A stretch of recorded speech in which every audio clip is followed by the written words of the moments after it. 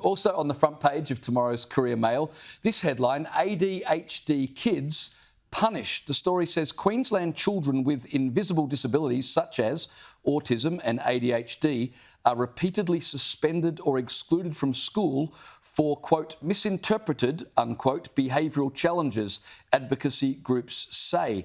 The article goes on to say that disability students make up 20% of enrolments but form half of all suspensions. It's an interesting discussion as to whether these children are simply misinterpreted or whether they are behaving badly. And secondly, how schools handle this in a way that's fair and helps the students to continue learning rather than causes them to fall further behind. I mean, there's a lot of argument around separatism. You know, should kids with different needs be grouped together, or should they kept assimilated with the others? But I love what Dr. Jordan Peterson says about a lot of this, and that is the school system is not made for energetic, rambunctious kids. And they have these labels slapped on them, they get punished, they get treated like they're bad. He's very much an advocate for, especially boys, they need to be completely as active as possible, 8 hours a day. Get them out there running around, being physical and active constantly. Our school system is the experiment. Homeschooling was all there was for many, many, many years. And this cookie cutter system simply does not work for, I would say, the vast majority of kids, although a lot of them adapt and kind of slot into the cookie cutter.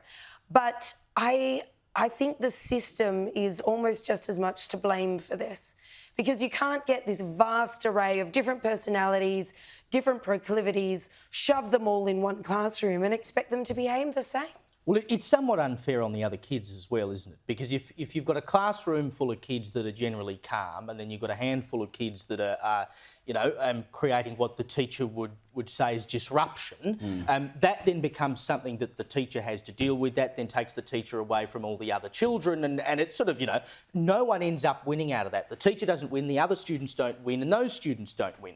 The argument as to whether you separate them, the school I went to had, I think it was called an autism intervention unit, which was, students who were diagnosed with autism were in the school, they were in the mainstream school, but they had their own classes, and that seemed to work reasonably well. They could go into the library with everyone else, they had lunch with everyone else, but their classes were tailored to them.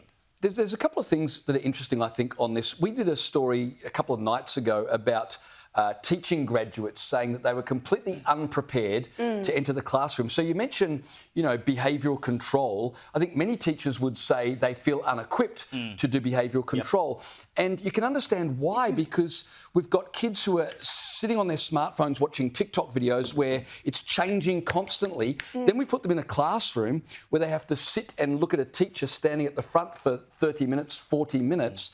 And so it becomes, and this is the other thing I think it's interesting with the ADHD thing, that you can understand why some schools then chat with parents and say, have you had your child seen to see whether perhaps there's an ADHD issue?